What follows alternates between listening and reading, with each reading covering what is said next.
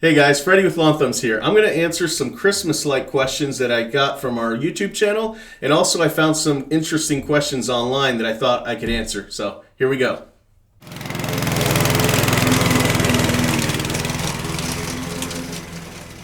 Andres commented, great info. If I connect a 25-foot strand to a 50-foot strand, what should I do with the plug on the end? Does it need a cap? Okay, so I'm assuming you bought this strand with bulbs assembled with the socket as the plug and the end piece. Okay, so if that's the case, what you'll need to do is make sure it's unplugged and cut the wire, and then you're going to need this. Okay, this is an end cap. So what you'll do is you'll cut the wire like that, you know, where the plug was. It was probably looking something similar to like this in some kind of way. Actually, it was probably looking something similar in a way like this. Okay, so what you'll do is you'll cut this off, make sure that it's unplugged, and then you'll take, there should be two wires. You'll want to split them like this. Don't split them too far, just about 1.5 inches is good. And then if you happen to have an end cap, you will plug them both in like this, and then you'll have your end cap like that. There's also another way. This is the way that you probably are going to need to do it. You probably have something similar to this. So let me get this in here. Kind of like so. So let's say you're not really comfortable with cutting wire at this point. So what you'll need to find is a socket piece like this, and make sure that it's covered at the end. And all you have to do is just press it in there and make sure doesn't have any metal or anything exposed in there, and you'll be fine to just have it like that. If you want to have it more secure, you'll put duct tape or some kind of tape around it so that no water can get in there. You can do that too. BJJ commented, what kind of clips do you use for under the gutter? I can't seem to find them. Thanks. Okay, so what you're going to need are these gutter clips.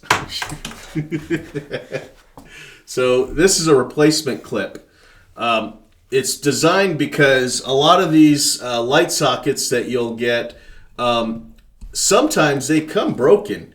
And if they're broken and you don't have these replacement clips, you're going to be in a little jam. You're going to have to tape it or something in a way that hopefully nobody notices, or staple the wires to the sides. In this case, this one doesn't have an end piece. So what you'll do is, this is the light socket, and then you will snap the replacement clip in there. See, like that? And then you slide this part under the paneling. So I'd rather use these than do the gutter clips on top of the gutters. I just think this way it looks more slick and almost like you can't see them, and I like that better. The argument is, some people think that the gutter clips look more Christmassy, so, you know, during the day. So that'll have to be your call. Andy Gibbons commented, great tips, but I really want to get that vest. I have not been able to find it. Any way you could put more of a description on the vest in the comments? Okay, let me just answer this question because so many people ask me about these vests. I can't believe they're so hard to find.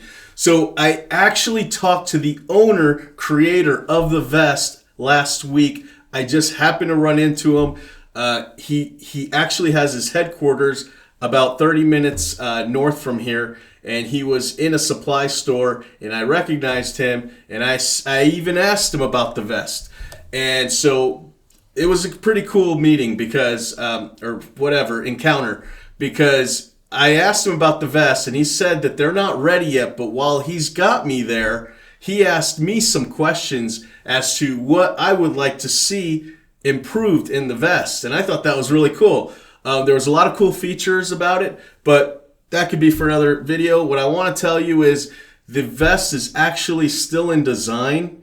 I don't understand why other companies don't have it readily available. I've looked online for you because so many people have asked me about light vests, and I noticed that these light vests that I have are hard to find. So I was just looking for any random light vest, and I couldn't find any. So I told him that as well, that he better hurry up and make these vests. And I even told him that I may actually buy a whole case of them to give to you guys because I get so many people asking me about these vests. So that's the story. They're not available yet. They're still in design. He thinks there's a miracle of a chance, a Christmas miracle of a chance that they'll be ready in 3 weeks, but I don't think so. All I can tell you is if you do ever see them, and I'll link the description below of his website, but if you do find them, even if it's summertime, buy them. MAGA Man commented, $760? That's insane. That's only a few hours of work, tops. I could start with nothing, buy all my own equipment, including the ladders, and still do it for half the price. Hey, MAGA Man, great. Awesome, but guess what? I have overhead, I have workman's comp, I have liability insurance. You know what I mean? It's not a very safe job, first of all. Think about this. You send some employees up there, they fall. What are you going to do? Okay? I'll tell you what they'll do. They'll sue you because you don't have all these proper insurances that you need to pay for. And you need to pay for those things throughout the year. So you have to pay for them even when you don't really need them. So when it's time to hang Christmas lights, that's where you've got to make all that money back. I mean, I understand what you're saying, that, it's a lot of money and you can do it for next to nothing. But truth of the matter is, some of this equipment that I do use, the supplies, I should say, the bulbs, the strand, commercial grade, quality, they're not cheap. So, you got to keep that in mind too. On that quote, you're referring to a video that we hung some Christmas lights. And on that video, on that house, we did 3 sides of the house. I mean, that's a lot of bulbs. So $760, I would like to see you do it for much cheaper than that. Jack Dawson commented, how much do the lights cost per foot? I'm in Canada, but the ones that I get cost me around $3 Canadian a foot. Just wondering how much should I charge to run a business as I'm getting into my first year? Okay, well, great question. When it comes to pricing, it's really hard to gauge what other markets are selling their product for. So I do have my video, How to Hang Christmas Lights, part 1, where I go into those things, or maybe it's part 2, but I do go into those pricing. Now, I will say that when you do find a supplier and they know that you buy a lot of material like I do, you can get some discount pricing every time you get product. So for me, if I wasn't Lawn Thumb's business owner where I'm buying, thousands and thousands of dollars worth of light bulbs and strands every year, I probably would be paying somewhere around $4 a foot. So, and that's including the strand, the hardware, the timer, the bulbs, and the sockets, replacement pieces, the clips. If you factor all those in, I'm right. I would have been right around $4 a foot. But right now, because of my pricing, because I get so much product, I'm right around somewhere in the high $2, so like $2.80, and that's all in. But that's because I'm a continuous buyer of material, and they know that, so they get me discounts for that. But if I wasn't, I'd be somewhere around $4 a foot. So in addition to some of the questions that you guys have asked on our YouTube channel, I've also went online just to look for some questions that I see on some of these pages for Christmas lights. And I thought that if I answered it, it could maybe help us out in the community and maybe it could help you out. So here we go. So this question is, where can I find large Christmas ornaments to hang from trees? So now when it comes to ornaments, you do want to look kind of everywhere. You even want to look at Walmart, Target, go to your sprinkler supply store that sells ornamental stuff for Christmas if you have that. I would go to the link below for Village Lighting. They have a ton of stuff there too. That's kind of where I would start, because with ornaments, they are different manufacturers all over the place. That's not the same as bulbs, where you want to find somebody and use the same bulbs as many houses as you can. With ornaments, you can switch things up. So I wouldn't go to one specific place. I would even check Amazon too. So I have a picture of someone asking if we would recommend using this commercial grade stapler. It does say for low voltage wire. So what I would do is I would actually test it out on a piece of wood that you're never going to use or don't care about. And if it comes off easily, that's a good sign. You don't want a staple that you can't pry out unless you get like pliers and stuff, because you don't want to like be using those kind of tools by electricity. So as long as you can pull them out with the wire, I would say that that would be a good gun. But make sure that it's not commercial grade for new construction or something like that. That's way too powerful for paneling on the outer ridges of the roof line. So someone's asking, same name as somebody that asked us a question on YouTube, maybe the same person, I don't know. But how do you guys map out your removals for easy install the following year? So the best thing that I found to do is put up door hangers everywhere you hang Christmas lights.